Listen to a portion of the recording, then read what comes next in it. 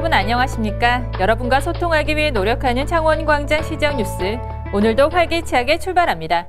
안상수 창원시장이 사고로 길에 쓰러진 80대 노인을 구한 해군 제7기동 전단 소속 윤보은 중사와 외삼촌에게 간을 이식해준 창신고등학교 학생인 이상준 학생 등 2명을 시청으로 초청해 표창을 전수하고 격려했습니다. 윤보은 중사는 지난 4월 25일 근무를 마치고 귀가하던 중 도로변에 피를 흘리며 쓰러진 80대 노인을 발견해 자신의 차에 태워 인근 병원 응급실에 이송했으며 이후에도 윤 중사는 치료가 끝날 때까지 자리를 지켰습니다.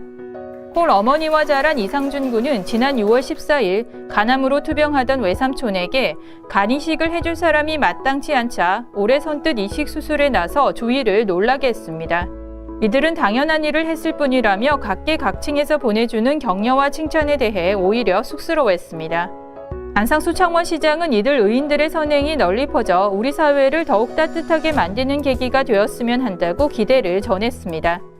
지난 25일부터 27일까지 창원시에서 열린 발달장애인 스포츠 대축제 제13회 스페셜 올림픽 코리아 전국 하계 대회가 지난 27일 폐회식을 끝으로 대단원의 막을 내렸습니다. 끝없는 도전 함께하는 미래라는 슬로건으로 열린 이번 대회에는 전국에서 선수단, 운영요원, 자원봉사자 등 3천여 명이 참가한 가운데 3일간의 대회 기간 동안 육상, 수영 등 총 7개 종목 523경기를 진행해 성황을 이뤘습니다. 이번 대회는 17개 시도를 대표하는 발달장애인 선수 1,400여 명이 참가해 그동안 갈고 닦은 기량을 선보이며 화합의 체육 한마당을 즐겼습니다. 창원시는 이번 대회에 참가한 선수단 등의 불편을 최소화하고자 사전에 스포츠파크 전 경기장에 방역을 실시했고 교통, 숙박, 안전사고 방지 등 모든 분야에서 관계기관과 협조체제를 유지했습니다. 또한 육군 제39사단 장병, 일반 자원봉사자 등 400여 명의 자원봉사자의 헌신적인 노력으로 단 한 건의 사고 없이 성공적으로 대회를 마쳤습니다.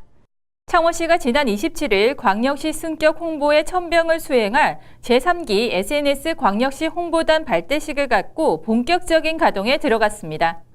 창원시 SNS 광역시 승격 홍보단은 온라인상으로 홍보 채널을 넓히고자 만들어졌으며 지난 2015년 7월에 제1기 홍보단을 발족한 이후 지금까지 61명이 참여해 페이스북, 트위터 등 다양한 SNS 채널을 통해 참여형 소셜 네트워크 활동을 활발히 펼쳐오고 있습니다.